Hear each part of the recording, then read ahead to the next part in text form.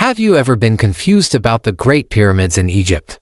Sick of plebs like Zahi Hawass withholding all the good information and banning great journalists like Graham Hancock from the site for not conforming to the mainstream view of history? Well, look no further. This is the first video in our series decoding the Giza complex.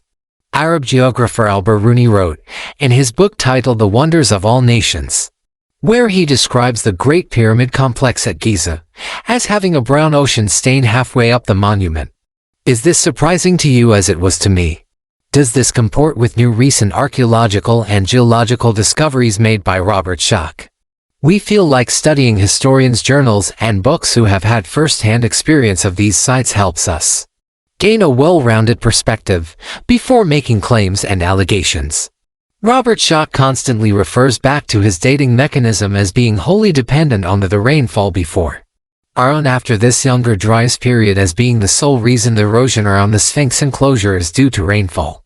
I commend him on his out-of-the-box thinking. However, after reading reports, journals, and books with citations like Al-Bin Rooney's, we can begin to apply logic from first-hand accounts, personal experience from men in the historical record, rather than assumptions based on dating phenomena and incredibly long time periods.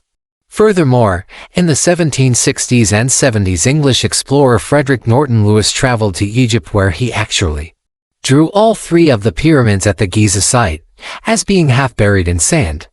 The Sphinx was also covered up to its neck in sand.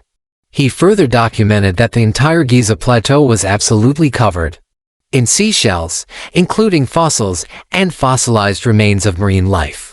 All of this has been swept under the rug of modern academia and the censorship machine that their findings and research must comport and adhere to if they want any possibility of being taken seriously in mainstream academia.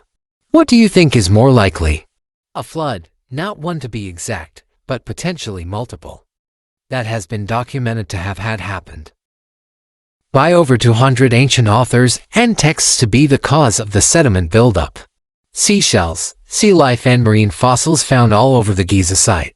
All over the world, I might add, like at the tops of mountains in Peru, Bolivia, Lake Titicaca, and many more sites that are 10,000 feet and more in elevation.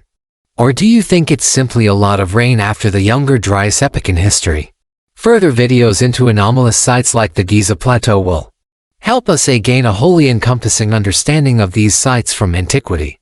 We then learn to apply simple logic, critical thinking, imagination, empathy, and intuition to ascertain what the closest thing to the truth could be.